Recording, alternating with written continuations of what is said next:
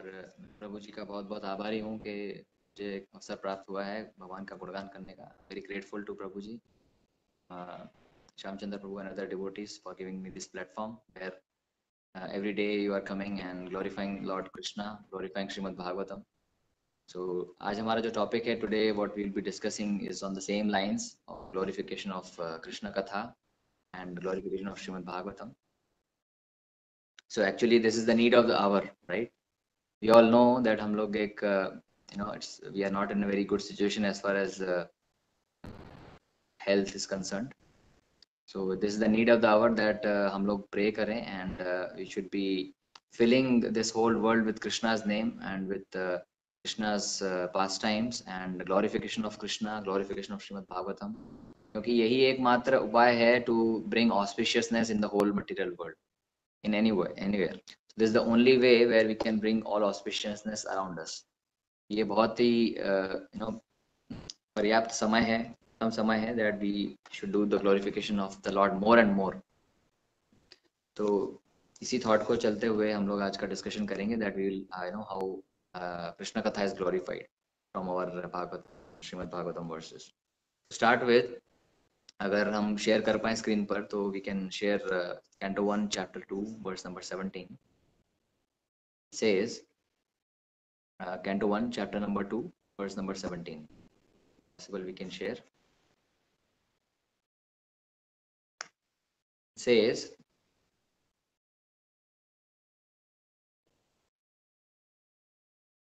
शृण्वतं स्वकथा Krishna पुण्यश्रवणकीर्तना हृदयन्ति स्तोहि अभद्राणि विधुनोति सुहृत्सताम्. So ये श्लोक क्या कहता है? Here in Canto 1 chapter 2 verse number 17. So this says Shri Krishna, personality of Godhead, who is Paramatma, super soul in everyone's heart and the benefactor of the truthful devotee, cleanses desire for material enjoyment from the heart of the devotees who has developed the urge to hear his message, which are in themselves virtuous when properly heard and chanted. So ये श्लोक क्या कहता है? शृण्वतम स्वकथा कृष्णा. कृष्ण का कथा अगर हम सुनते हैं तो क्या होता है? पुण्य श्रवण कीर्तना. अगर हम ध्यान से सुनते हैं, they are heard properly and chanted, right? So अभी जो हमने कीर्तन किया, भगवान का गुणगान किया, आप मॉर्निंग से आप लोग कीर्तन कर रहे हैं. So इससे क्या होता है? I mean प्रॉपरली अगर हम लोग करते हैं, प्रॉपरली हियर करते हैं, सुनते हैं, सुनवाता हूँ, प्रॉपरली सुनते हैं और प्रॉपरली उसका गुणगान करते हैं, चैंटिंग करते हैं कीर्तन का. चैंटिंग मतलब सिर्फ हरे कृष्ण महामंत्र का जब भी चैंटिंग नहीं होता है. अगर भगवान का ग्लोरिफिकेशन भी हम कर रहे हैं, भगवान का गुणगान भी कर रहे हैं, तो वो भी chanting of glorification of the Lord है. तो अगर वो करते हैं तो क्या होता है? हृदयन्ति स्तुहि अभद्राणि विधुनोति सुहृत्सताम्. तो क्या करता है? विधुनोति मतलब धोता है. विधुनोति क्या धोता है? Cleanses desires for material enjoyment from the heart of the devotees. तो हमारे जो मन में जो हमारे अनर्थ हैं, मन में जो हमारे जो अनर्थ हैं, जो सिंफुल चीजें हैं, उन्हें सबको धोता है वो. It cleanses the desire for material enjoyment. तो ये भौतिकता को जो भोगने की हमारी जो इच्छा है उसे पूरा धोता है वो. जब हम भगवान का गुणगान करते हैं, जब हम भगवान का नाम उच्चारण करते हैं, इसीलिए कहा गया है कि भगवान का नाम उच्चारण, भगवान का गुणगान हमें बार बार करना चाहिए, क्योंकि हमारे हृदय में इतना मैल है, इतना कलमश है that it requires lots of effort for cleaning, and this is the only process of cleaning the heart of the devotees. How? By chanting the glories of the Lord, by chanting the names of the Lord. तो यही हम लोग करते हैं. सारे शास्त्रों का जो निचोड़ है वो यही है that you have to glorify the Lord. Even Srimad Bhagavatam, what we are reading, the conclusion of Srimad Bhagavatam, in the last verse if you see, the conclusion says नाम संकीर्तनम यस्य सर्व पाप प्रणाशनम प्रणामो दुख समानाशम तम नमामि हरिम परम. सो क्या कहते हैं? नाम संकीर्तनम यस्य, भगवान का जो नाम संकीर्तन है, नाम संकीर्तनम यस्य, इनका जो नाम संकीर्तन है वो क्या करता है? नाम संकीर्तनम यस्य सर्व पाप प्रणाशनम, सारे जो पाप हैं उनको नाश कर देता है. सर्व पाप प्रणाशनम प्रणामो दुख समानाशम, केवल उनको प्रणाम करने मात्र से सारे जो दुख हैं वो उनका समानाश हो जाता है. प्रणाम और दुख समानाशम, सारे जो दुख हैं वो हमारे निकल जाते हैं सिर्फ प्रणाम करने मात्र से. ये श्रीमद् भागवतम का कंक्लूजन है। प्रणामो दुख समानाशम तम नमामि हरिम परम। ऐसे जो भगवान है उनको मैं प्रणाम करता हूँ। तो किसी भी चीज को अगर अंत में लिखा जाए, कंक्लूजन में लिखा जाए, तो उसको क्या लिखते हैं? मतलब हम लोग फाइनली पूरा सब लिख के थियरी एंड देन लास्ट में we write the conclusion, right? Last में वी राइट द सार that this is finally you have to do. तो सुखदेव गोस्वामी ने लास्ट में ये वर्ड्स आता है Shrimad Bhagavatam, that we have to do kirtan and glorify the Lord, right? So with that thought, we are also doing a very nice, you are all doing a very nice service of every day coming in this Nityam Bhagavata Sevaya program and chanting, very nicely chanting and glorifying the Lord. So thank you Prabhu for giving me this opportunity again. And मैं सभी वरिष्ठ भक्तों से ये प्रार्थना करना चाहूँगा कि whatever I speak is all because of the mercy of Guru Maharaj and Srila Prabhupada. So whatever good you find is because of their mercy. Whatever inappropriate things which I say, may I do some mistake, that is because of me only. Please pardon me for that. Please bless me so that I can speak in the right mood, in the right way for the glories of the Lord, so that we can all purify ourselves. So we'll recite today's verse and we'll continue our discussion forward. So you can share the verse now, Canto 1, Chapter 10, verse number 24. Try to recite the verse.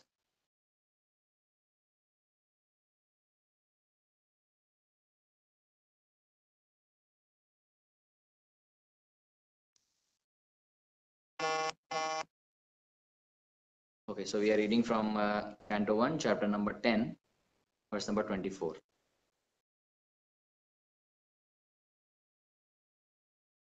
Savayam sakhi anugita satkatho videshu guhyeshu cha guhyavadibihi ya ekaisho jagadatmalilaya srujati avyati atina tatra sajjate.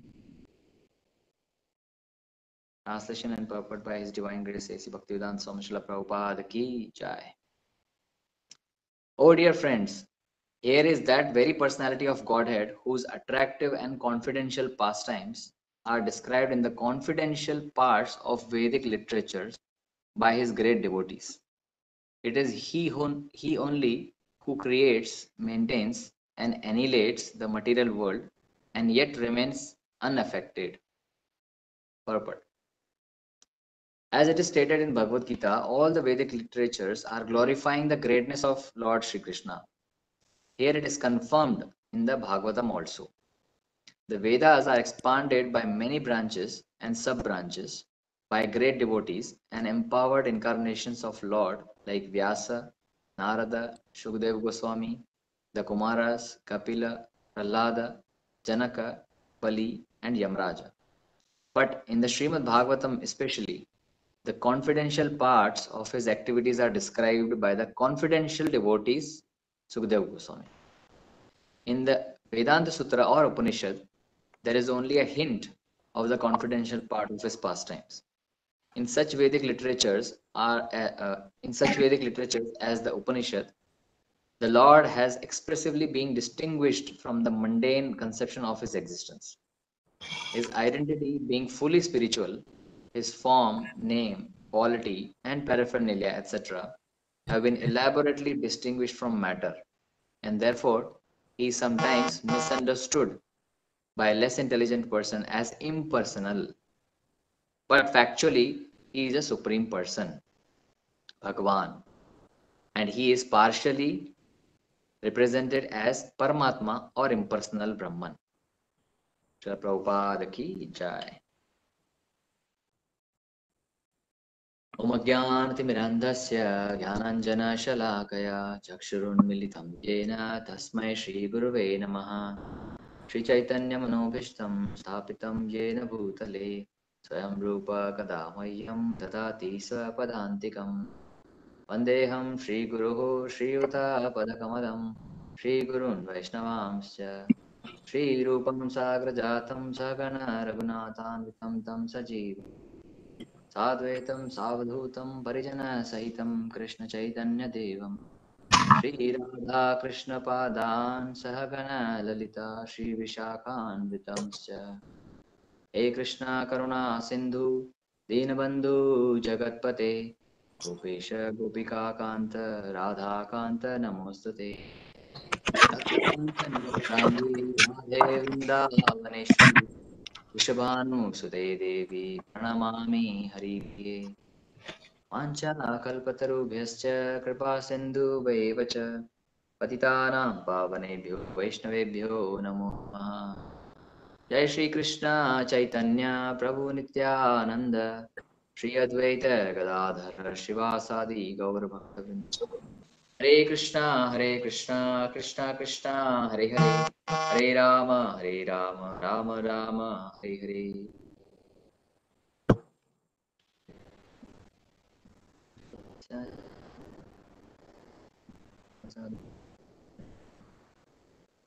हरे कृष्णा। सो ये जो श्लोक है ये कहा जा रहा है, ये actually this is a discussion. ये जो श्लोक है वो एक वार्तालाप है, this is a discussion between the women's at the roof, women at the roof of the buildings, जहाँ पे भगवान द्वारका के लिए प्रस्थान कर रहे हैं। भगवान श्री कृष्ण अभी इस वक्त कुरुक्षेत्र में है। तो कुरुक्षेत्र का जो युद्ध है वो समाप्त हो गया है। युधिष्ठिर है वो राजा बना दिए गए हैं, राजा बन गए हैं। और अब भगवान जो है वो अपना कार्य समाप्त कर कर वो मतलब द्वारका के लिए प्रस्थान कर रहे हैं। So when Lord is moving towards Dwarka, this is the scene there. And when he is moving, काफी सारा previous chapters, previous श्लोकों में देखा ये what are the celebrations and how is the procession happening that भगवान वापस द्वारका जा रहे हैं।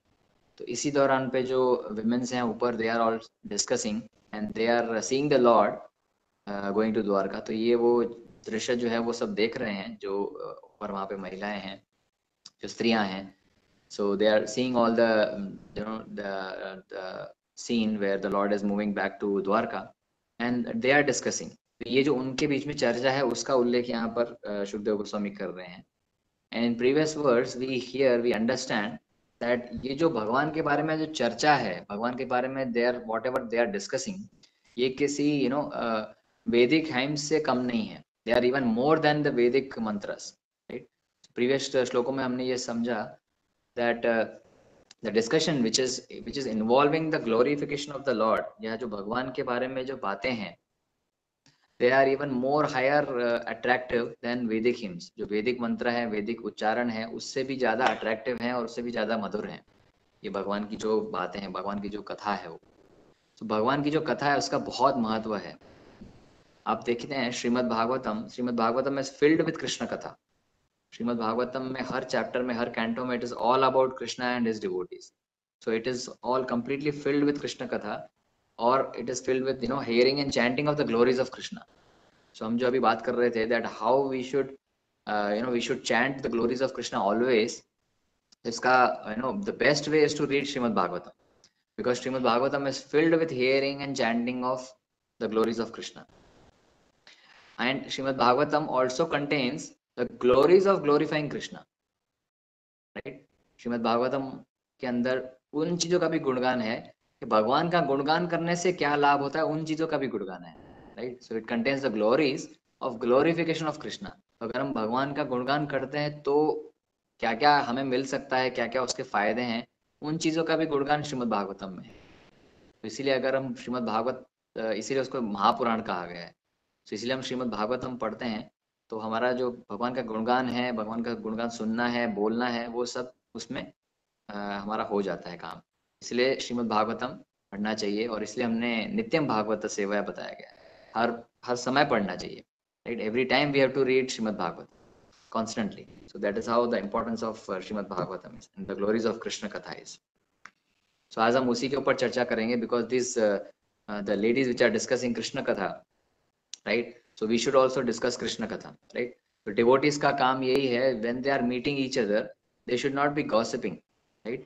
Devotees should not be coming together and discuss about politics or business or movies like that, right? जब भक्त लोग मिलते हैं तो उन्हें क्या करना चाहिए, उन्हें भगवान के बारे में बात करनी चाहिए। They should discuss about the glorification of the Lord, right?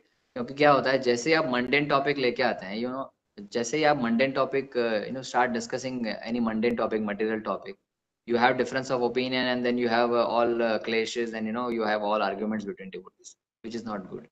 So भगवान भी बताते हैं भगवत गीता में that when devotees come, what they do, they enjoy discussing the topics of Krishna, right? So जब भक्त लोग मिलते हैं तो उनका एक ही डिस्कशन ऑफ टॉपिक होना चाहिए Krishna, right? We should discuss that. मान लीजिए हम लोग दो मिलते हैं, अभी तो मिलना भी पॉसिबल ज्यादा नहीं है, but whatever contact whatever association we have, so we should discuss about our chanting, our reading. हमको ऐसा डिस्कस करना चाहिए कि प्रभु जी आज मैंने श्रीमद् भागवतम में ये पढ़ा, यहाँ पे ये लिखा हुआ है, इसका ये मतलब है. So this how should be our discussion between the devotees when we are meeting, right? Not the mundane topic. So हम कई बार आप देखिए हम लोग when we are still meeting we discuss about office and so many other things. But do we discuss really that today morning I read this in Bhagavatam, इसका ये मतलब है, प्रभु जी इसका क्या मतलब है, आप समझाइए मुझे इसका क्या मतलब है. So we should discuss all those things. Some chat.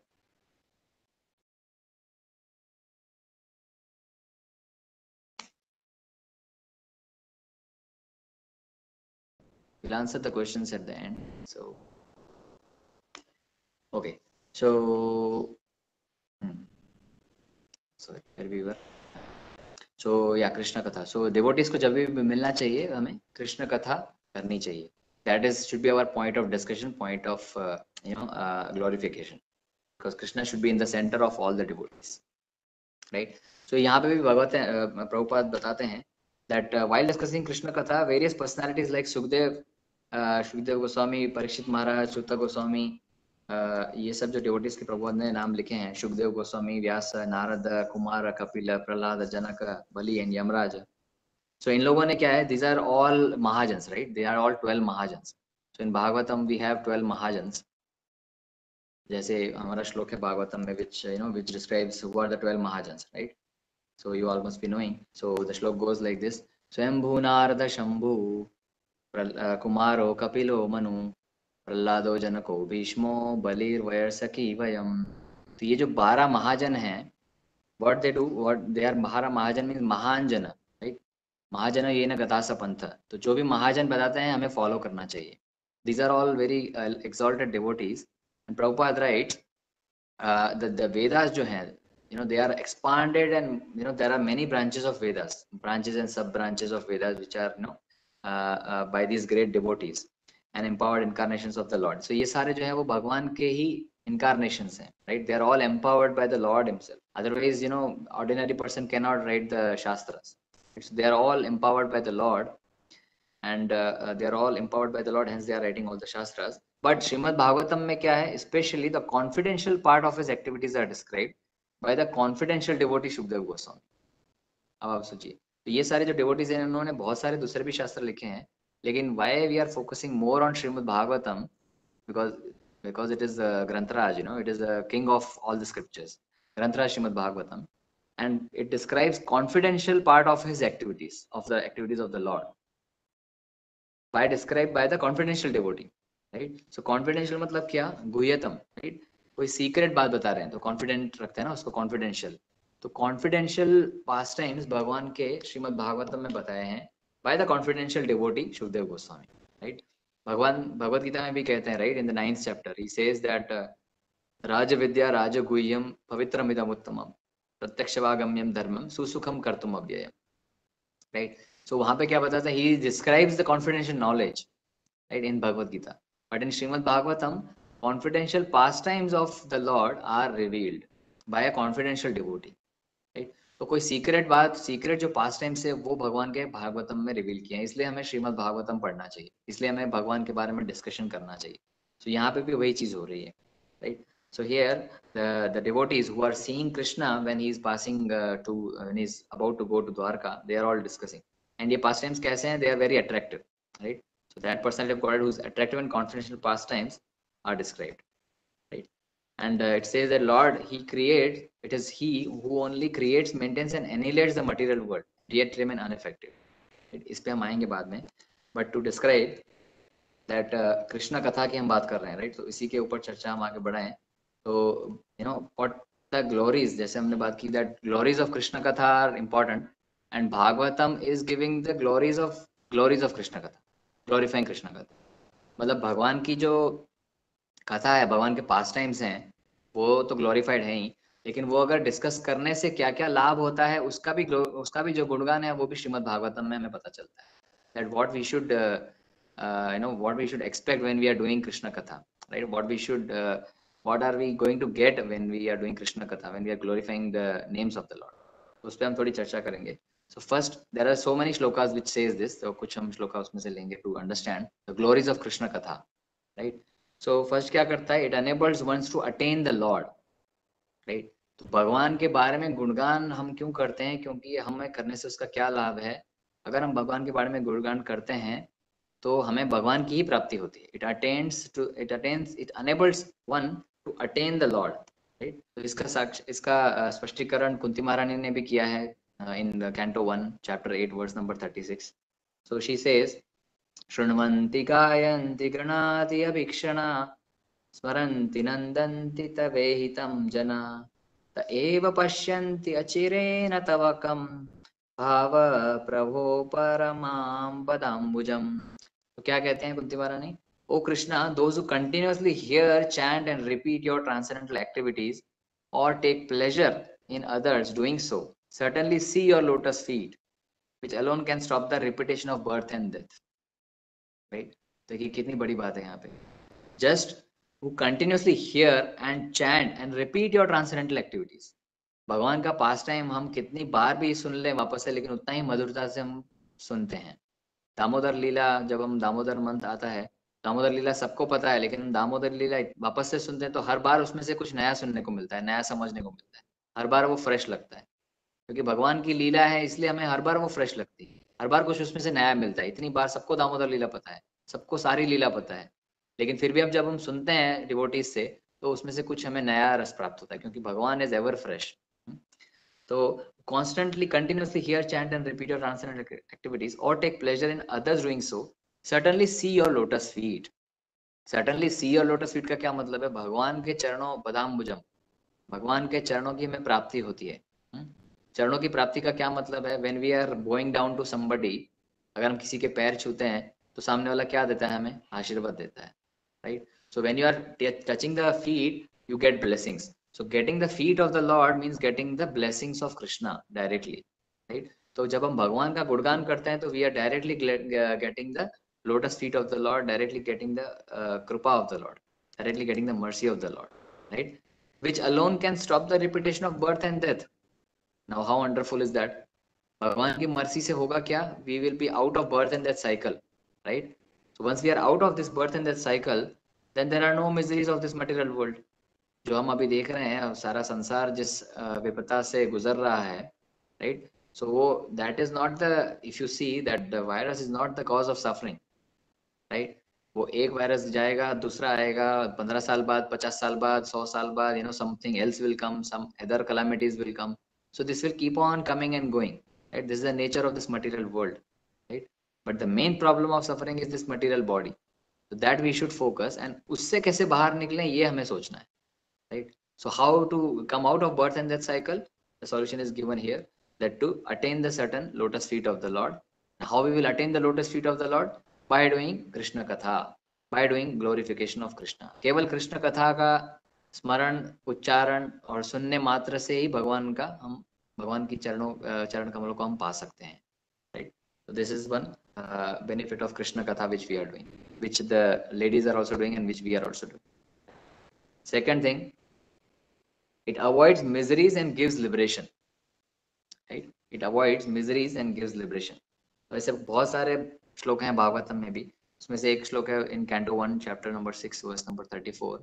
It says, it is personally experienced by me that those who are always full of cares and anxieties due to desiring contact of senses with their objects can cross the ocean of nescience on a most suitable boat, the constant chanting of the transcendental activities of the personality of Godhead. So यहाँ पे क्या बताया गया है कि we are all in this material existence, we are all in this ocean of material existence, of nescience, ocean of nescience. Nescience मतलब ignorance, right? So we are all in this material ocean of this material world, and the only boat, जो एक ही नाव है जो हमें इस ocean से बाहर निकाल सकती है, वो कौन सी नाव है? constant chanting of the transcendental activities of the personality of God. मतलब हमें हमेशा भगवान का जो गुणगान है वो एक ऐसी नाव है जो हमें इस भवसागर से पार लेके जा सकती है, राइट? अगर आप सोचिए, if you are in the ocean and if you are not having any boat, you are just in the ocean all alone, तो क्या होगा? There will be several waves here and there and waves will be pushing you इधर उधर करते रहेंगे आपको, लेकिन you will never be coming out of that ocean, right? So if you have a boat which can help you to come out of that ocean, you will be very happy, right? So ये जो भवसागर है इसकी तुलना ocean से कर रहे हैं ताकि हम समझ पाए। तो इस भवसागर से बाहर निकलने के लिए कौन सी नाव का इस्तेमाल किया जाता है? This is the now, this is the boat which is constant chanting of the transcendental activities of the Lord. तो भगवान की जो कथा है उसका गुणगान करना यही एकमात्र नाव है जिसमें हम बैठ के इस भवसागर को पार कर सकते हैं। सोचिए कितना इसका महत्व है, right? Third is it removes anarthas. जो हमारे अंदर अनर्थ हैं, हमारे अंदर कलमश हैं, छह प्रकार के अनर्थ होते हैं: काम, क्रोध, लोभ, मोह, मद, मत्सर्य, राइट? तो ये 6 प्रकार के जो अनर्थ हैं वो हमारे अंदर इतने इतने भरे हुए हैं बुरी तरह से दैट उनको धोने के लिए, उनको साफ करने के लिए बहुत ही अच्छा वाला डिटर्जेंट चाहिए, right? And what is that cleaning agent? Is the Krishna katha, right? So Krishna कथा एकमात्र उपाय है जिससे हमारे जो मन के कलमश हैं, राइट, वो दूर हो सकते हैं। हम लोग कई बार सोचते हैं कि आप देखिए, जब हम भगवान का लीला भी सुनते हैं तो जैसे वसुदेव और देवकी ने भगवान का जो हमारा जन्म का लीला हम सुनते हैं, तो भगवान पहले वसुदेव के हृदय में आए थे। वसुदेव के हृदय से वो देवकी के हृदय में जाते हैं और फिर वहां से उनका जन्म होता है। सो हृदय में कब आते हैं? जब अनर्थ सारे दूर हो जाते हैं। तो उनके जो 6 पुत्रों का कंस जो वध करता है, right? So there 6 sons of Devaki and Vasudeva also represent 6 anarthas, right? तो जब हमारे हृदय से सारे अनर्थ चले जाते हैं उसके बाद ही भगवान हमारे हृदय में प्रवेश करते हैं गुरु की कृपा से, राइट? तो अभी क्या है, हमारे हृदय में बहुत सारे अनर्थ हैं, इसलिए हमारा हृदय जो है वो पत्थर हो गया है, हमारा हृदय जो है वो कठोर है। और भगवान को जो बटर है वो कैसा पसंद है? सॉफ्ट पसंद है, राइट? भगवान Krishna like soft butter, pure butter, right? तो हमारा जो हृदय है अभी वो बहुत कठोर है। तो जब सारे अनर्थों की धुलाई हो जाएगी, when all the anarthas will go from our heart, then our heart will become soft and pure, white like butter. जब वो हमारा हृदय जो है वो एकदम सॉफ्ट और बटर जैसा प्योर हो जाएगा, then Krishna will come and steal our heart. तो उसके लिए एक प्रोसेस क्या है? How to remove all the anarthas, right? The process is, कोई ऐसा हम लोग सर्फ डिटर्जेंट या व्हाटएवर क्लीनिंग एजेंट लेके तो घस नहीं सकते। सो हृदय का जो मैल है वो निकालने का एकमात्र उपाय है to chant the holy name of the lord, to glorify the lord and to discuss the Krishna katha, right? So this is the only way, और कोई शास्त्रों में इसका उपाय बताया नहीं गया है। तो ये हमें करना चाहिए ताकि हमारा हृदय साफ हो, और भगवान से हम प्रार्थना करें कि आप आइए हमारे हृदय में वास कीजिए और हृदय को आप हर लीजिए, है ना? भगवान हृदय को हर लेते हैं, इसीलिए उनका नाम हरि है, क्योंकि वो भगवान हृदय को हर लेते हैं, राइट? सो हमने 3 चीजें डिस्कस की अब तक। The first one is it enables to attain the Lord, right? The glories, the Krishna Katha helps, enables ones to attain the Lord, right? Second is it avoids miseries and gives liberation. सारे जो miseries हैं वो दूर हो जाती हैं भगवान का गुणगान करने से, and we finally attain liberation. And second one is, third one is it removes anarthas, right? So fourth one is, शास्त्र बताते हैं कि ये जो प्रोसेस है भगवान का गुणगान करना, that is superior to all other processes, right? तो ये सुपीरियर टू अदर प्रोसेस मतलब बाकी जो प्रोसेसेस हैं क्लीनिंग की, उससे सबसे ये सुपीरियर है, राइट? सबसे ये सक्षम है, सबसे ज्यादा beneficial है, right? So it is superior, it is higher to all other processes. So Bhagavatam, if you go to second canto, first chapter and verse number 5, it says, O descendant of King Bharata, one who desires to be free from all miseries must hear about, glorify, and also remember the personality of Godhead, who is super soul, controller and savior of from all miseries. So क्या बताते हैं? That one who desires to get free from miseries. हम लोग सब चाहते हैं miseries हमारे life में नहीं आए. Do we really require that all we should be away from the miseries, right? सारे जो हमारे दुख हैं वो हट जाएं, सब हम लोग चाहते हैं या कोई दुखी होना चाहते हैं यहाँ पर, right? All wants that there should be no miseries in our life, right? तो उसके लिए क्या उपाय बताया है? One who desires to be free from all miseries must hear. Must का मतलब क्या है? ये मैंडेटरी है, ऑप्शनल नहीं है ना। ऑप्शनल होता तो यहाँ पे लिखा जाता है कि मे हेयर, है ना, वन मे हेयर, तो अगर सुनना चाहे तो सुन सकता है, नहीं तो नहीं सुनना चाहे तो नहीं भी सुन सकता है, पर ऐसा नहीं लिखा हुआ है। It is written must hear about and glorify the lord. So अगर आपको मिजरीज से बाहर आना है, if you want to come out of the miseries, then this process is must, right? And ये मैंडेटरी करना है, and it is superior to all, so to remember the lord. So this is what we should understand, that ये कोई optional नहीं है कि no किया तो किया, नहीं किया तो नहीं किया।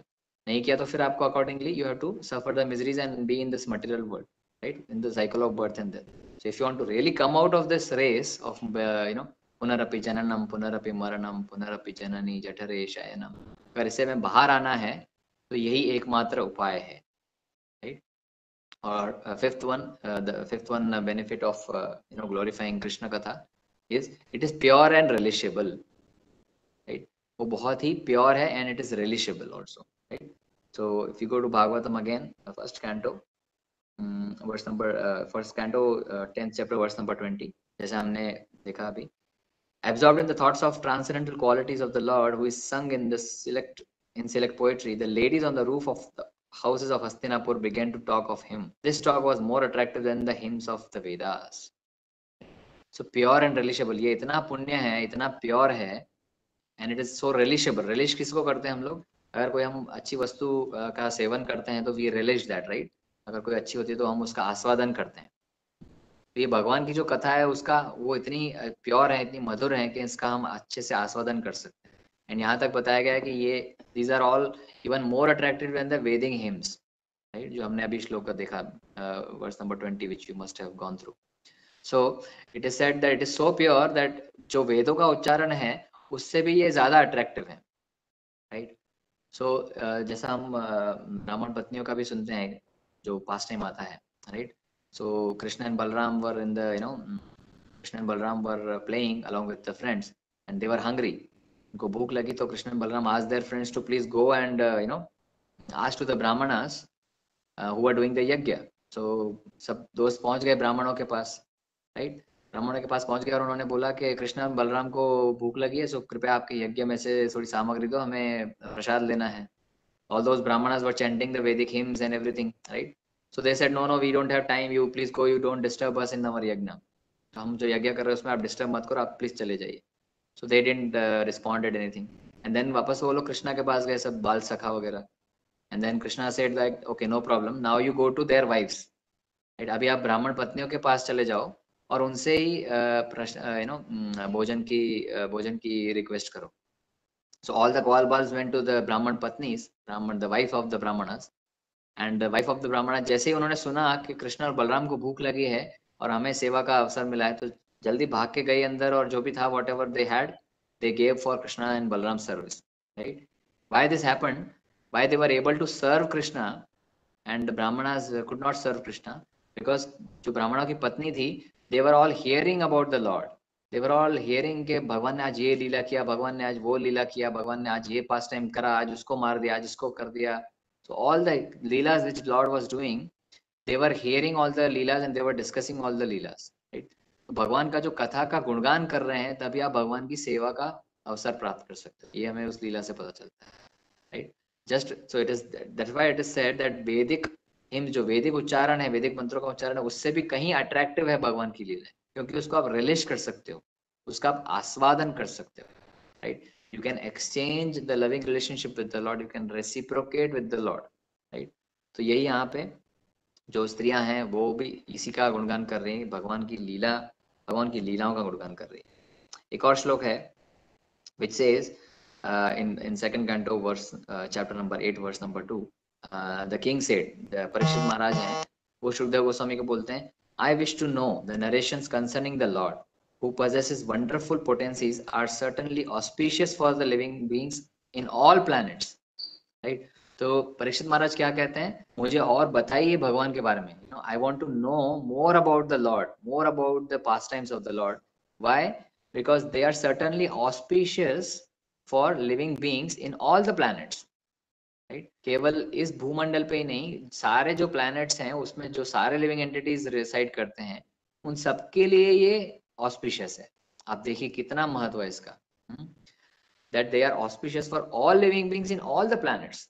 Abhi in this planet where we are living, we are all facing some challenges, right? We are all facing the challenges with currently the disease which is going on.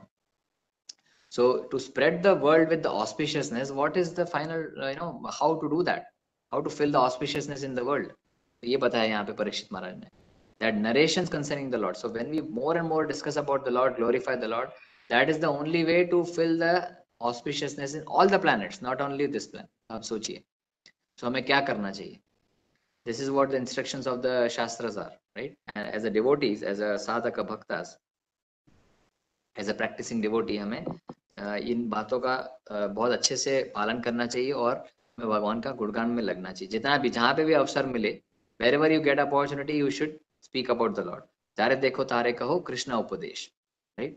जहाँ पे भी हमें अवसर मिलता है बोलने का, वहाँ पे हमें कृष्ण उपदेश ही करना चाहिए।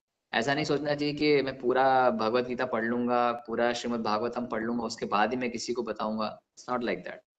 Even if you understand one shloka, even if you understand one line, right, then you should explain it to others, because our is preaching movement, right? Prabhupada has established a preaching movement. तो जो भी हमें समझ में आता है, we should do preaching and we should educate others on this, that this is the only thing which we should know, because that is the need of the hour, right? And जैसा हमने बताया कि there are several other scriptures also, several other Upanishads also, but in that Lord is distinguished from the matter. लेकिन वो फिर कई बार क्या होता है, we have discussed that in Ishopanishad also, that many times people understand that Lord is impersonal. However, it is not like that, right? तो दूसरे अगर हम उपनिषद वगैरह पढ़ते हैं तो हमें रीडर को अगर प्रॉपरली परंपरा में नहीं पढ़ रहे हैं तो ये समझ में आता है that भगवान is impersonal, Lord is having no form. But here Prabhupada very clearly writes in the purport that he is the supreme Bhagwan himself, right? He has his therefore but factually he is a supreme person Bhagwan, right? तो भगवान कृष्ण जो हैं, he is having his Bhagwan quality also, right? Apart from being impersonal. ऐसा नहीं है कि वो सब जगह नहीं है. So absolute truth can be understood in three ways, right? Which is Brahman, Paramatma and Bhagwan, right? तो ये तीनों इसके जो तीनों एस्पेक्ट हैं परम सत्य को समझने के लिए, तीनों एस्पेक्ट हैं इसमें।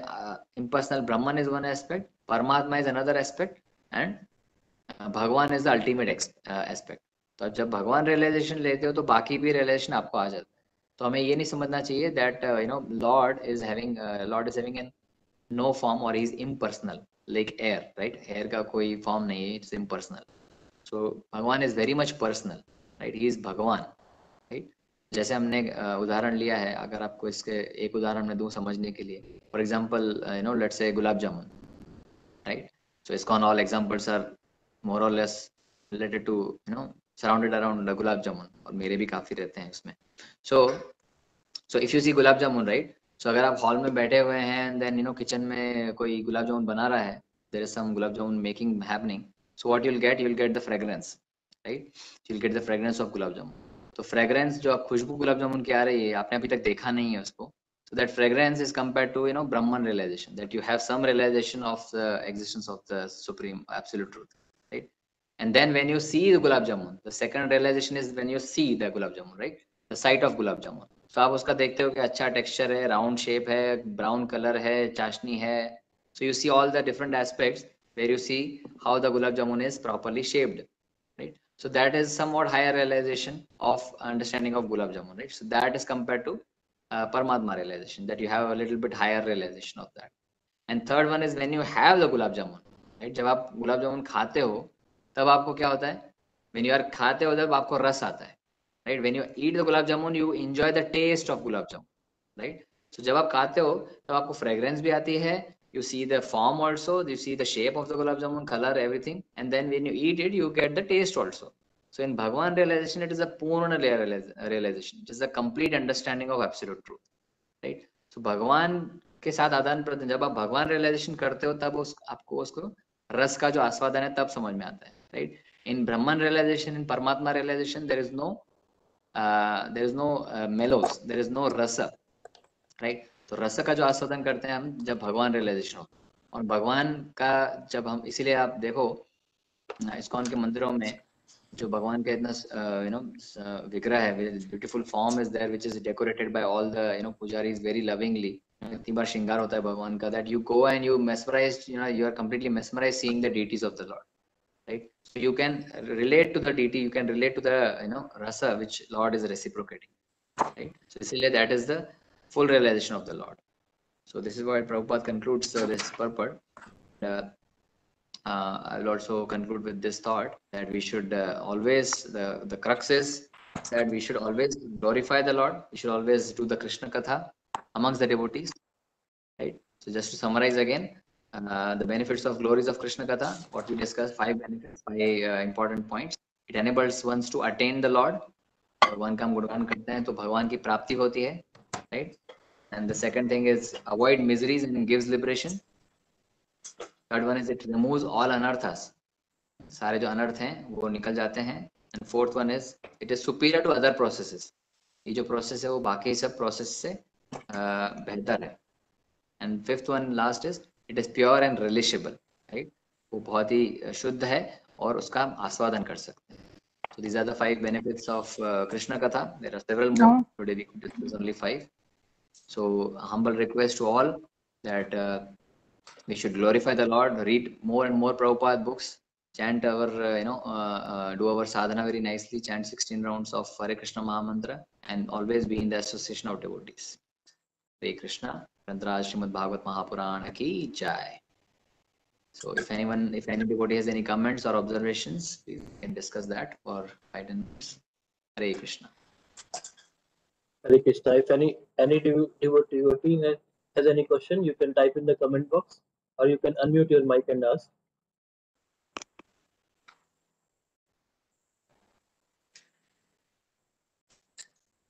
प्रभु जी, हेलो. हरे कृष्णा. प्रभु जी, ऐसा है, if we look into the negative, then only we will come to know the existence of the truth behind. As there are 2 sides of coin, one is negative and one is positive. And while thinking about Krishna, so many times it comes that जैसे हिंदी में कहते हैं भक्ति के 2 सोपान होते हैं, एक निराकार और साकार. तो बल्कि कृष्ण कथा में मुझे ये बिल्कुल भी क्लियर नहीं हो पाया. जैसे माता जी ने बताया था यम नियम आसन प्राणायाम प्रत्याहार और समाधि. तो अगर आप इसके बारे में थोड़ा क्लियर कर देंगे तो आपकी बहुत कृपा होगी. तो वही मैंने बताया माता जी, जैसे आपने बताया निराकार और साकार. सो हम एब्सोल्यूट ट्रुथ को, जो परम सत्य है, उसको 3 तरह से समझ सकते हैं. यही शास्त्र बताते हैं. इवन भागवतम में एक श्लोक भी है, इट सेज वदन्ति तत्त्वविदस्तत्त्वं यह ज्ञानाद्वयम् ब्रह्मेति परमात्मेति भगवानेति सत्यते. सो आप भगवान को, आप परम सत्य को 3 तरह से समझ सकते हैं. तो जो निराकार, जो भगवान का एक एस्पेक्ट है, वो भी भगवान का एस्पेक्ट ही है, निराकार, right. So it is not that is not the aspect of भगवान. भगवान जब हम कहते हैं हर जगह हर जगह है अवेलेबल, राइट. भगवान हर जगह पे है. तो वो हर जगह कैसे है? वो हर जगह अपने निराकार रूप में है, right. He is everywhere present in the form of Brahman, right. तो जैसे हम एग्जांपल लेते हैं सनलाइट का, राइट. तो सनलाइट, सन में 3 प्रकार है, राइट. सनलाइट है, एक सन सरफेस है और इंटीरियर ऑफ द सन है, राइट. तो सनलाइट जो सूर्य प्रकाश है, आप जब सुबह उठते हो तो सूर्य प्रकाश आपके घर में आता है, राइट. तो हम कहते हैं कि सूर्य आ गया है हमारे घर में. तो क्या सही में सूर्य आ गया है क्या? सूर्य नहीं आया, लेकिन सूर्य का प्रकाश आया है. तो सूर्य का प्रकाश सूर्य से भिन्न नहीं है, राइट. लेकिन वो एक एस्पेक्ट है, वो एक फीचर है लॉर्ड का, सूर्य प्रकाश. लेकिन सिर्फ सूर्य प्रकाश तो नहीं है ना. सूर्य प्रकाश के पीछे सूर्य भी है. There is a source also from where the sunlight is coming, right. So ये हमें समझना चाहिए. तो सूर्य प्रकाश जो है, जो निराकार भगवान का जो फीचर है, वो भी कृष्णा का ही एक फीचर है, एक एस्पेक्ट है जिससे हम समझ सकते हैं उनको, राइट. तो हमें सिर्फ निराकार में ही रुक नहीं जाना है. It is not a wrong understanding, but it is the incomplete understanding. आप समझ लो कि सिर्फ सूर्य प्रकाश ही है, सूर्य कोई है ही नहीं, तो ये हमारा सोचना गलत होगा, है ना. तो सूर्य प्रकाश एक पहला रियलाइजेशन है। उसके बाद अगर हम और आगे उसको समझने का प्रयास करें तो हमें पता चलता है कि सूर्य का प्लैनेट भी है, सूर्य का ग्रह भी है, right. And then that is the Paramatma realization, little step higher, जैसे मैंने गुलाब जामुन का भी एग्जांपल दिया। और फिर then we have a Surya Bhagwan also, Surya deity also is there, Surya Dev is also there, right. तो ये कंप्लीट अंडरस्टैंडिंग है उसका। तो जैसे जैसे आप आगे बढ़ते हो आपको ये रियलाइजेशन होता है। लेकिन जब आप भगवान रियलाइजेशन करते हो तो you get Brahman realization also, you get Paramatma realization also, and you get भगवान realization also at the same time। तो ये तीनों का ऐसा है। तो निराकार जो है भगवान का, वो भी एक फीचर है। ऐसा नहीं है कि भगवान निराकार फॉर्म में नहीं है, बट ही इज बोथ निराकार ऑल्सो एंड साकार ऑल्सो। तो ऐसा नहीं है कि भगवान का कोई फॉर्म नहीं है, but Bhagavan is present everywhere in the nirakar form, and he is also personally present as Bhagavan in his Goloka Vrindavan also, right. So that is how we should understand this. तो ये भगवान का एक फीचर है, ब्रह्मन, परमात्मा और भगवान। तो परमात्मा भगवान ब्रह्मन के रूप में भगवान हर जगह व्याप्त हैं, हमारे हृदय में परमात्मा रूप में व्याप्त हैं, और अपने गोलोक धाम में श्याम सुंदर रूप में वो विराजमान है। So this is how it is to be understood. Yes माता जी, thank you very much. Okay, और कोई प्रश्न? हरे कृष्ण प्रभु जी, दंडवत प्रणाम। हरे कृष्ण। प्रभु जी, मेरा सवाल, जब भी हम जो भी चित्र देखते हैं, we see that भगवान Krishna is there. On the background we always see the four-handed form of Mahavishnu. सुन पा रहे हैं प्रभु जी? सुनाई दे रहा है? हाँ प्रभु, थोड़ा वॉइस ब्रेक हो रहा है, बट या बोलिए प्रभु। Yes, Prabhuji. So always we see whenever Bhagavan Krishna is depicted on any photographs, we see that four-handed form of Vishnu in the background. It is almost in all the photographs we see that picture. And whereas we study in the Shastra that it is the supreme personality of Godhead is Bhagavan Krishna. From Bhagavan Krishna only the expansion happens. The first expansion is Balarama. Then from Balarama, there's some Krishna, it goes to Mahavishnu, then Dampatachaya Vishnu, then Surodachaya Vishnu. As per the various universes, it happens. But when we see in the Shastras and the books, when we see why it is always in the reverse, it is being projected. So it gives an impression as if from the four-handed Vishnu only Bhagavan Krishna is there.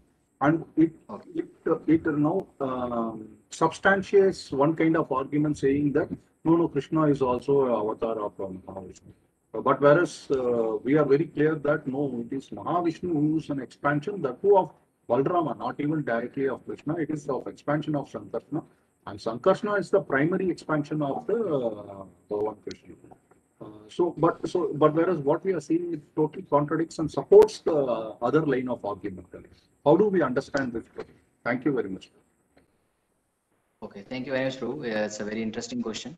So, as you rightly said, Prabhu, you described the order also. So I'll not go into detail that with the order. So as you already know that. So one thing we have to understand that Krishna in Bhagavad Gita also, if you see when he showed the Vishwarupa to Arjuna, right? He was having a two-handed form of Krishna.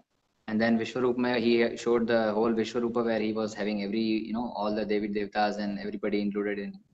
And then he showed four-handed forms, right? Because Arjuna asked that, I want to see a four-handed form. So Krishna, showed the four-handed form also. And then finally he came back to his original two-handed forms, right? So we should not be boggled down with four-handed form, eight-handed form, two-handed form like that. Because अगर आप भागवतम में भी पढ़ो, Bhagavatam, maybe if you see, there are so many instances where Krishna is, coming and giving darshan to the devotees, sometimes in four-handed form, sometimes in eight-handed form, as a Lord, in the form of Krishna Garbha, या जो भी अलग-अलग अवतार mention किए गए हैं. He sometimes come in two-handed form and sometimes gives eight-handed form, four-handed form like that. So he gives darshan to different devotees in different forms as he desires. But what we should understand is from Shukdev Goswami, what he says in Bhagavatam. He says, Etescha sakalam pumsa Krishnastu Bhagavan swayam. So 24 Bhagavan ke avatar, he describes 24 incarnations of Bhagavan in different forms, right? It was in animal form also, in 400, 800, all forms he describes. And then he says that out of all these expansions, there are some direct expansion, there are some plenary expansions, there are some partial expansions. However, एतेश्च सकलां पुंसा कृष्णस्तु भगवान स्वयं, लेकिन कृष्ण जो है वो स्वयं भगवान है. So where we understand that Krishna is not an avatar, he is an avatari, right? He is the fountainhead of all the avatars, from where all the avatars are coming. He is the source of all incarnations, right? As you also have seen the chronology which you explained. So in many scriptures where you see that, you know, there are 400 form, 800 form, even Bhagavatam, as I'm saying, even is described there. So, but what we have as a devotee, what we should understand, that all these forms are having equal potencies, right? 400 या 800 या 200 होने से भगवान का potency कम नहीं होता है. You know, Lord power, Lord potency is not reduced with the number of hands he has or number of, you know, legs he has, like that. So tattva wise जो है, it is all same. Potency wise it is same, right? It is having the same potency. It can do all same wonderful things, same great things in all the incarnations, whether it is 200 form, 400 form, 800, whatever. So potency wise it remains the same, right? For example, you know, when you are having one candle, just to example understand in a layman understanding, अगर आपके पास एक मोमबत्ती है, you are having a candle, right? You are lighting another candle from that candle, right? तो दो candle जल गई तो दोनों का, you know, flame is same, right? And you can light from one candle, you can light 10, you can lit up 10 different candles or 100 different candles, right? तो सब candle की लव तो उतनी ही होगी, पोटेंसी उतनी ही होगी, but there will be still one original candle from where you started, right? So this is where this is Krishna is. So he is the fountainhead, and when he takes different incarnations, still the potency remains the same of all the incarnations. ऐसा नहीं कि भगवान राम कुछ काम कर सकते हैं जो कृष्ण नहीं कर सकते, ऐसा कुछ नहीं है. या you know, Vishnu in the 400 form he can do something. Potency wise all are same.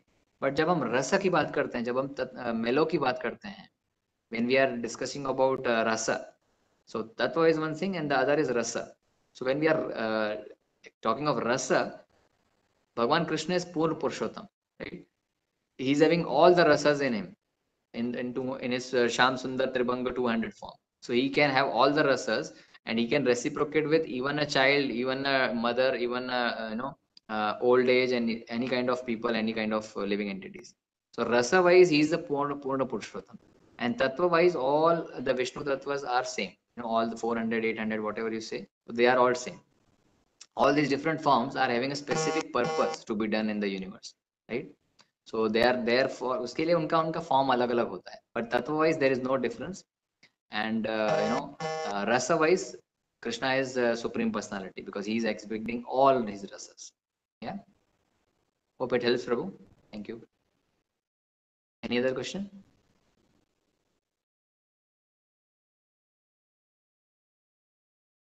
If devotees have any further question, you can ask. Comment box में भी देख लेते हैं प्रभु. एक क्वेश्चन है. May I take the liberty of asking the meaning of Bali Yagna Das? Oh, Bali Yagna Das. Okay, that's my name. Okay. So yeah, it's not good to glorify our name, but one thing I will tell that जो बलि यज्ञ दास है उसमें जो important word is Das, right? So किसी का भी नाम रहता है उसमें important word is Das, and Das means servant, right? सेवक. So Bali Yagna Das, Bali Yagna is, you know, the yagna which Bali Maharaj used to do. So Bali Maharaj, as we know, is you know, it's Vaman Dev pastime we see. Bali Maharaj जो है वो, you know, he used to do yajnas to, you know, please Vishnu, right?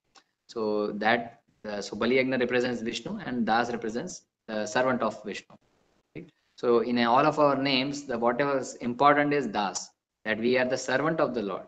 तो ये इसलिए हमको दिया जाता है after we take initiation, that we always remember, always it reminds us that we are the servants of the Lord, right? We can never be Lord, and always हम लोग भगवान के सेवक ही रहेंगे, right? So that is where our all names ends with Das and Dasi. So we are always the servant of the Lord. हमारा जो department, एक बात हमें बिल्कुल अच्छे से बिल्कुल दिमाग में फिट कर लेनी है, that our department, we are all in one department which is called service department, right? हमारा और कोई डिपार्टमेंट नहीं है, हमारा कंट्रोलर डिपार्टमेंट नहीं है, हमारा एंटरटेनमेंट डिपार्टमेंट नहीं है, कुछ नहीं.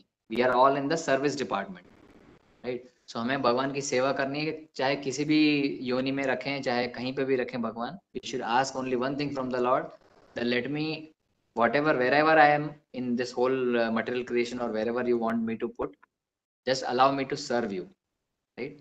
तो ये हमें हमेशा याद रखना चाहिए that our is service department, इसीलिए हमें वो दास लगाया जाता है, right? That you are servant of the Lord. Okay, Hare Krishna. Sorry प्रभु जी, वो एक जो ये सारा वर्ड एक बना दिया ना, इसलिए समझ नहीं आ रहा था. Thank you very much. No problem mata ji, thank you very much. Hare Krishna. Hare Krishna प्रभु जी. एक क्वेश्चन मेरा है कि मैं कल पढ़ रही थी कि परमात्मा का साइज बताया गया 8 इंच, तो सेकंड कैंटो में बताया गया था, मैं पढ़ रही थी रीडिंग, तो वो मेरे को समझ में नहीं आया कि 8 इंच की परमात्मा जो है वो छोटे जैसे चींटी है, ये उसमें कैसे चली जाएगी? या तो वो योगियों के लिए इमेजिनेशन है, या परमात्मा का साइज, वो परमात्मा अपना साइज चेंज कर लेती है, आत्मा नहीं करती. थोड़ा सा कंफ्यूजन था. अच्छा, मुझे समझ नहीं आया. ये काफी टेक्निकल क्वेश्चन है. सो मैं जस्ट ये कहूंगा, जो मेरा अंडरस्टैंडिंग है, that you know he is Paramatma super soul. भगवान जो है वो सुपर सोल तरीके, सुपर सोल के जैसे he is always in you know with the soul. जो हमारी सोल है उसके साथ हमेशा भगवान परमात्मा रूप में रहते हैं, किसी भी योनि में हम चले जाएं, राइट? उनका जो भी साइज हो, तो भगवान जो है, जैसे आप हम देखते हैं हनुमान जी, राइट? सो हनुमान जी ने अपना, जब उनको लंका में प्रवेश करना था तो अपना साइज छोटा कर दिया, है ना? और जब उनको किसी को मारना होता है तो वो अपना एकदम साइज बड़ा कर लेते हैं, है ना? सो ये साइज जो छोटा बड़ा है उसको योगिक सिद्धियां होती हैं, राइट? जैसे प्रभुपाद कई बार अपने पर्पट में भी बताते हैं, जैसे लघिमा होता है, और यू नो जो सिद्धि होती है आपको बहुत छोटा कर लेते हैं, और फिर कोई सिद्धि होती है जो आप बड़ा कर लेते हैं, तो ये योगीज भी कर सकते हैं. तो भगवान जो है वो योगेश्वर हैं. भगवान जो है वो योगेश्वर हैं, वो सारे जो ये मिस्टिक पावर है उसके सोर्स हैं. तो वो अपना साइज कभी छोटा कर लेते हैं, कभी बड़ा कर लेते हैं, वो भगवान के ऊपर है. So that you know we should not be bothered about that size के क्या ये साइज 8 इंच का तो चींटी में कैसे जा सकते हैं. भगवान है वो कुछ भी कर सकते हैं. He can you know he can reduce his size to a very small level also, है ना? He can reduce his, he can make his size bigger also. But main thing जो हमें अंडरस्टैंड करना है वो ये है कि परमात्मा का फीचर क्या है, व्हाट इज परमात्मा, राइट?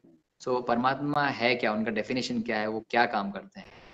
तो भगवत गीता से हम ये समझते हैं, उसमें लिखा हुआ है उपदष्टा अनुमंता च भर्ता भोक्ता महेश्वर परमात्मेति चापयुक्तो देहे अस्मिन् पुरुषः परः. तो ये भगवत गीता से हमें पता चलता है. क्या बोलते हैं कि उपद्रष्टा अनुमंता च, उपद्रष्टा मतलब भगवान जो है परमात्मा रूप में वो ओवरसीयर है, इज ओवरसीयर. उपद्रष्टा वो हम सबको देख रहे हैं कि हम क्या कर रहे हैं, क्योंकि वो सोल के साथ हमेशा रहते हैं, राइट? उपद्रष्टा अनुमंता च, इज उपद्रष्टा अनुमंता च मीन इज सैंक्शनिंग. जो भी हम डिजायर करते हैं वो सैंक्शनिंग बॉडी परमात्मा है जो हमारे साथ रहते हैं. उपद्रष्टा अनुमंता च भर्ता भोक्ता महेश्वर, वो हमारे भर्ता है, भोक्ता है, सुप्रीम एंजॉयर है, and he is the supreme of all, Maheshwar, right? परमात्मा यदि चापयुक्तो, इसको परमात्मा कहते हैं. देहे अस्मिन् पुरुषः परः, तो देह में रहते हैं. वो कहाँ रहते हैं? परमात्मा देह में रहते हैं, ये बॉडी में रहते हैं. देहे अस्मिन् पुरुषः परः, परः मतलब ऊपर, पुरुष मतलब सोल यहाँ पर, या तो सोल है उससे ऊपर है और देह में रहते हैं. तो हमें ये बिल्कुल भी इसमें कोई डाउट नहीं होना चाहिए कि भगवान परमात्मा रूप में हर एक के देह में रहते हैं, और वो जो सोल है उससे सुप्रीम है, परा है, उससे पुरुष परा है, राइट? तो परमात्मा रूप में हमारे साथ रहते हैं हम भगवान. और कोई भी योनि में हम चले जाएं, चाहे चींटी हो, चाहे इंसेक्ट हो, या कोई सी भी योनि हो, परमात्मा हमारा साथ कभी नहीं छोड़ते. ये हमारे एकदम ट्रू फ्रेंड है. ये नहीं सोचते कि ये योनि कितनी अच्छी नहीं है, मेरे लायक नहीं है, मैं तो ब्राह्मण की बॉडी में ही जाऊंगा, मैं एक चींटी की या फिर एक कीड़े की बॉडी में नहीं जाऊंगा. So he doesn't think that way. He's always with the soul as a true friend, as a witnesser, as a Bharta Bhokta Maheshwara. He's always there. Right? भगवान का वो साइज कम ज्यादा उस पर हम ज्यादा ध्यान नहीं देना चाहिए हमको, because he is the Lord. He can alter his size to whatever size he wants. But the main thing is that he always remains with the soul in the form of Paramatma. Thank you. Thank you. Thank you. Prabhuji, at the time of the death, when the soul leaves the body, it could go to the various planets based on its karma. It could be lower planets or upper planets. So upper planets, it's okay, it's on a different plane itself. But if it goes to the lower planets, if the Paramatma is going to stay with the soul, so does it travel to the other planets also? And moreover, the soul, when it travels to the other planets, The soul gets the liberation only when we completely, all the subtle body is completely eliminated. Only then the soul gets the liberation and go back to body. Till the time the subtle body is there with the soul will keep taking birth again and again, n number of times till the time that subtle body is gone. So that subtle body will go only when we finish all our karmas. So till the time that subtle body is with soul and the soul is traveling to the various planets, whether it's the upper planets or lower planets, do the Paramatma also travel along with that body? Okay, very nice question. So the answer is yes. Paramatma always is with the soul. Soul और super soul हमेशा साथ में रहते हैं. Like two birds on the tree, we had this example. So wherever we go, in whichever planet we go, और कोई भी योनि में हम जन्म लें, 84 लाख योनियों में से कोई भी योनि में हम जन्म लें, जब तक हम जन्म लेते रहेंगे, परमात्मा is always along with us in our hearts. So this is what he is confirmed, right? सर्वस्य चाहम हृदिशानि विष्टु मत्तस्मृति ज्ञानम अपोहनम च. Right? So he's always in the hearts of the living entities in whatever yonis we go, be it lower or higher. So this is what we are discussing. That Paramatma is so merciful, Krishna is so merciful that वो कोई योनि नहीं देखते हैं कि आप कौन सी योनि में हैं, मैं इस कीड़े के शरीर में कैसे जाऊंगा. You know, even if we are born as an insect in the washroom, the Paramatma will be there with us along with the soul. So see the greatness. ऐसा भगवान अगर आप सोचो कोई CEO या MD है, and if you ask him a very low position to take, he will never take it. But he is Bhagwan himself as a super soul. He doesn't take any, he doesn't take any objection, or he doesn't think कि मैं ये छोटी योनि में कैसे जाऊंगा. But he is always with the soul in whatever yonis we take birth. So this is what the the shloka we quoted now, that Paramatmeti chapyukto dehasmin purusha para. तो ये हमेशा भगवान सोल के साथ रहते हैं. Whatever yoni you go, unless you are you are as you said that you आपका सूक्ष्म शरीर है, you keep on taking the birth after birth, but still Paramatma will be there with us in our hearts along with the soul. This is a clear cut statement in many places. Thank you, Prabhuji. Actually, one more question I have related to the first question which I asked. On yes, the here the Sri Sampradaya, they insist very clearly, because I'm from Chennai and I happen to interact with many of the devotees from Sri Sampradaya. They always insist that no, Bhagavan Krishna is one of the avatar of Mahavishnu, and Mahavishnu is the supreme. And they, of course, their Sampradaya says like that. And they say that there is the 10 avatar only is the one, the Dasavatar is there, and he is the 9th avatar, and 10th avatar is going to be the Kalki, and that would be the end of this entire universe, and there will be Pralaya, and there will be again one more phase in the So how do we understand or interpret their line of argument to our teaching? Yes, Prabhu. Yeah, I got your question. I think, yeah. So there are various scriptures, Prabhu. It is there are various scriptural references. We don't have so much time to discuss, but I'll just to give you some thoughts. There are various scriptures where it is described that Krishna is having not only 10, many avatars, right? Many avatars. It is not only 10. Even if you take Bhagavatam also, in Bhagavatam we have 24 different incarnations. It is not 10. The Dashavatar Stotram, it was written by Jayadev Goswami. That is the, because from where it is coming, 10 avatars. Jayadev Goswami ka jo stotram hai, Dashavataram Stotra. From there we know that there are 10 avatars of Krishna. Right? These are 10 prominent, but if you see Srimad Bhagavatam, 24 different incarnations are explained, right? And there are 24 different incarnations, and Mahavibhi Shukdev Goswami says that there are infinite avatars of the Lord. With the limitation of time, I am describing 24 to Parikshit Maharaj, because unke paas 7 din hi hai, 7 days and 7 nights only Parikshit Maharaj is having, right? So he is describing 24, right? This is what Shukdev Goswami says. If you go to Brahma Samhita, right? If you go to Brahma Samhita, where Brahma Samhita is given by Brahmaji, right? Lord Brahma himself. Lord Brahma ka body pura intelligence ka hai. His whole body is of intelligence, not like us that we have all elements and intelligence is one element. Lord Brahma's body is full of intelligence, right? In Brahma Samhita, he also says, what he says, Anadi Advaitam Achyutam Anadi Ananta Rupam. Advaitam Achyutam Anadi Ananta Rupam. So Ananta Rupam means kya? He is not saying very limited Rupa. He is saying Ananta Rupam. So Lord has Ananta Rupa. Dvaitam Achyutam Anadi Ananta Rupam Atyam Purana Purusham Na Vayovanam Cha Vedeshu Durlabham Adurlabham Atma Bhakto Govindamadi Purusham Tamaham Bhajami. So Lord Brahmaji is saying that Lord is having Ananta Rupa. Then who are we to disguise that he's having only 10 or 15 or 24 and like. Okay, Brahma ji जब बोल रहे हैं तो we should honor Brahma ji, right? He is his body is of intelligence. He is direct servant of the Lord. He's the first, he is directly with the Lord. So we should rely on the shastras rather than our limited understanding of the knowledge.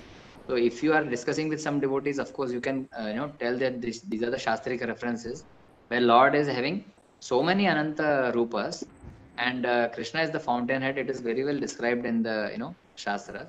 Nowhere it is said that it is एक शास्त्रों में ऐसा कोई reference नहीं है जहाँ पे 400 Vishnu has shown 200 form, right?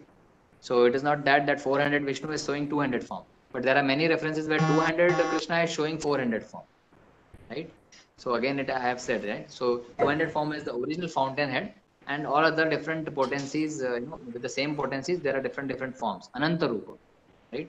So you can discuss on that terms in a very, of course, in a very humble way, not in a challenging and that way, because they are also authentic sampradaya.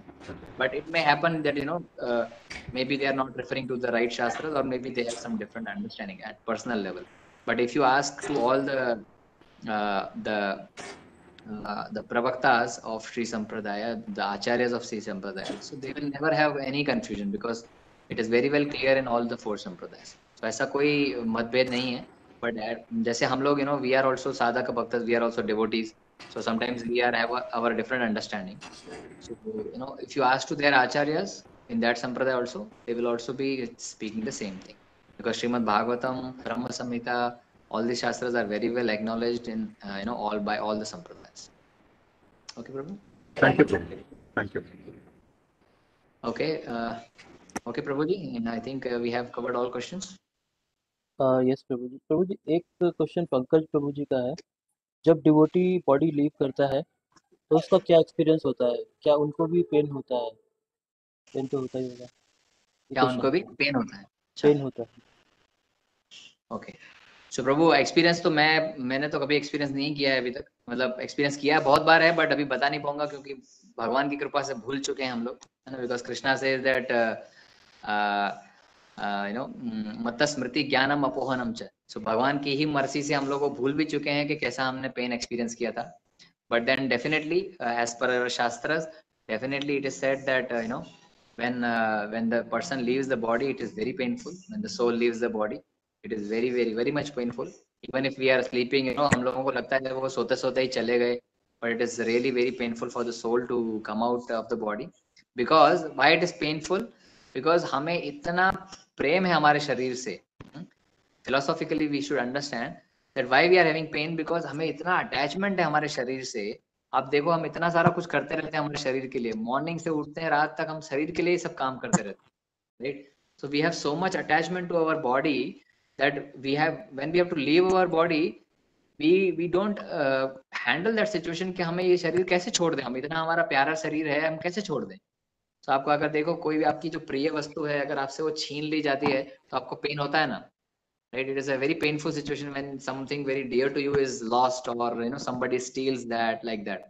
So शरीर जो है वो इतना हमारा प्रेम है हमको शरीर से, तो वो हम कैसे छोड़ दें. हम वो आत्मा जो है वो शरीर से चिपक के रहना चाहती है कि नहीं, this is my body, this is my body. इसलिए हमें बहुत ज्यादा पेन होता है when we leave the body, right. But when we understand the shastras, when हम इसीलिए शास्त्र पढ़ रहे हैं, to sharpen our intelligence, that we understand that this body does not belong to us, it belongs to Krishna. And at the time of death अगर भगवान ने शरीर ले भी लिया तो क्या फर्क पड़ता है? कोई फर्क नहीं पड़ता, ये हमारा है ही नहीं. So with that, if you have, then at least you will not have a mental pain in that, right? But जो physical pain है at the time of death, it is said that when the death comes, it is like thousands of scorpio biting at the same time. So that is the kind of pain which is talked in the shastras. But to understand that this body doesn't belong to us, again we should be always in service department, right? We should be always in service attitude कि भगवान कोई भी शरीर दे दो, कोई problem नहीं है, but हमें आपकी सेवा में लगाए रखो. If we have that thought that this body doesn't belong to us, without any claim of proprietorship, if we serve the Lord, we will have comparatively less pain. Okay, Prabhu? प्रभु जी, ये question पूछ लूं अगर समय है तो? हाँ माता जी, पूछिए.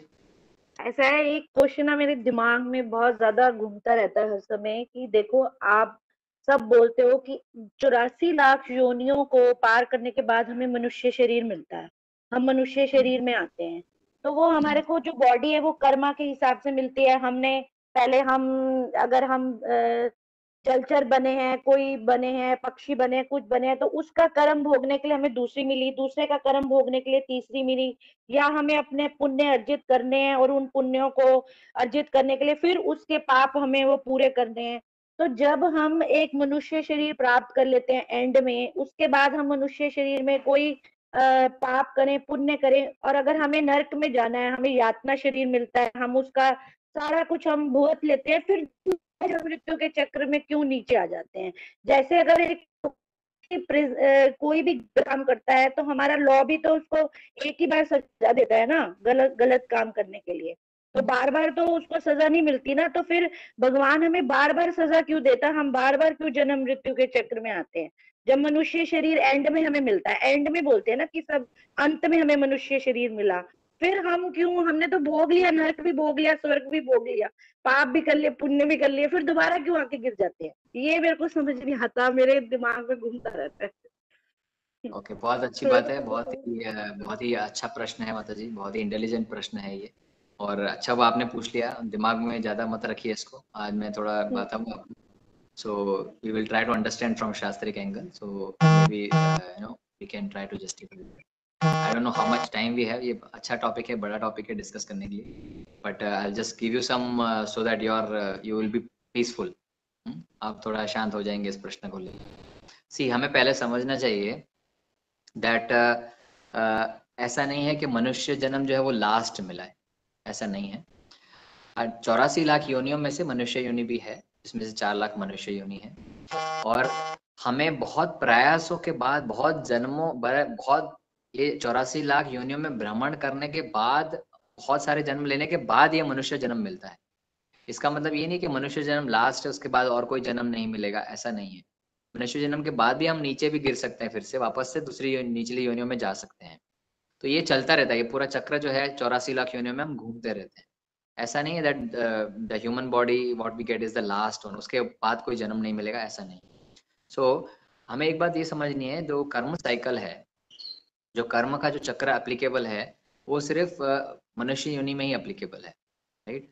अगर आप मनुष्य योनि में जैसे भगवान बताते हैं भगवत गीता में दैट he says that पुरुष प्रकृतिस्थो हि भुंक्ते प्रकृति जना गुणा कारणम गुण संगस्य शद अशद योनि जन्मसु। तो क्या बताते हैं, कारणम गुण संगस्य, गुण संग, गुण मतलब कौन से गुण है, सत्वगुण रजोगुण तमोगुण। तो ये जो 3 गुण हैं उनके संग के कारण, कारणम गुण संगस्य, उनके संग के कारण क्या होता है, शत अशत योनि जन्मसु। तो जो अच्छी योनियां है सद योनि वो भी मिलती है, असद योनि है जो निचली योनियां है वो भी मिलती है। किस वजह से, कि हमारा जो गुणों के साथ हमारा संपर्क होता है, उस वजह से हम लोग ये योनियों में घूमते रहते हैं। This is what Krishna says. So जब आप मनुष्य योनि में होते हो तब आपके कर्म जो हैं, आप कौन से गुणों के साथ ज्यादा संग करते हो, वो कर्म आपके डिसाइड करते हैं कि आपको ऊपर की योनियां मिलेंगी या फिर आपको निचली योनियां मिलेंगी। तो वो आप उसमें आप घूमते रहते हो। अब मान लो आप जैसे अशद योनि में आ गए, आप नीचे निचली योनियों में आ चुके हो, एनिमल बॉडीज में, या निचली योनियों में आप आ गए हो। तो जब निचली योनियां हैं, जो मनुष्य से निचली योनियां हैं, उसमें कर्म साइकिल अप्लीकेबल नहीं होता है। कैसे नहीं होता, when I say that it is not applicable means what, अगर आप मान लीजिए शेर के शरीर में हैं या फिर दूसरी कोई जानवर के शरीर में है, तो वहां पे you are not choosing your karma, वहां पे आप कर्मों का चुनाव नहीं कर रहे हो।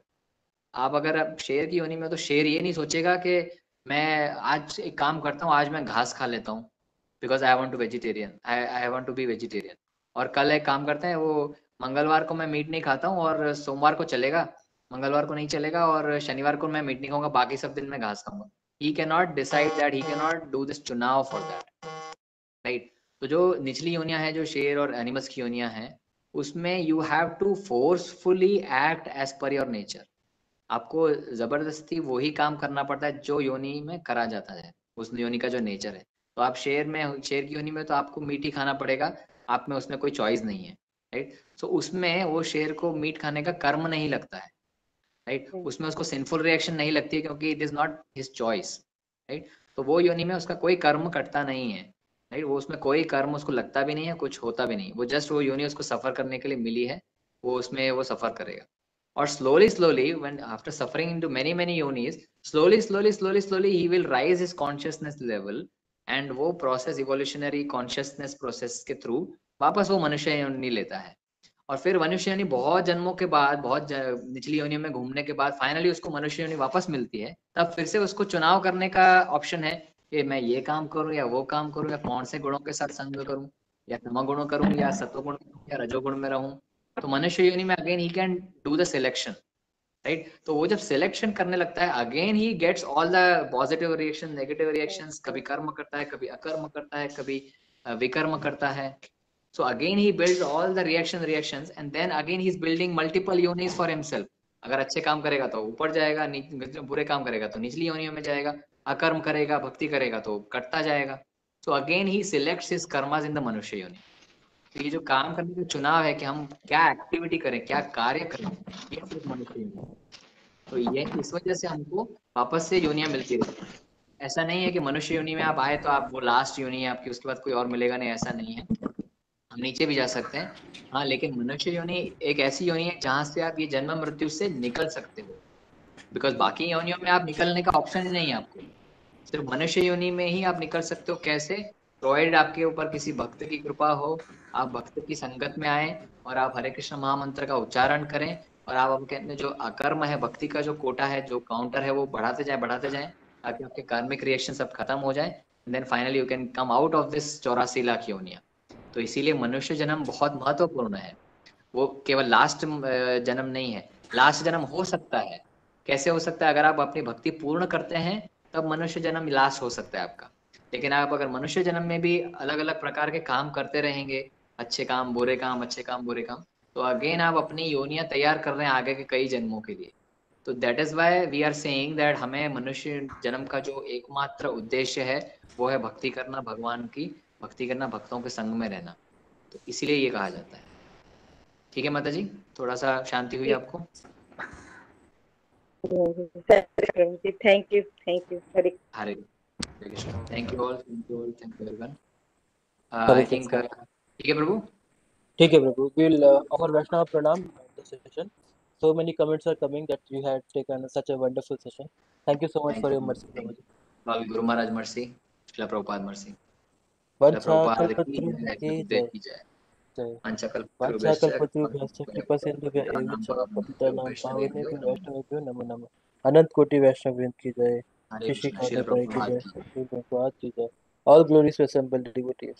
हरे कृष्णा। हरे कृष्णा। शिला प्रभुपाद की जय, ग्रंथराज श्रीमद् भागवतम की जय।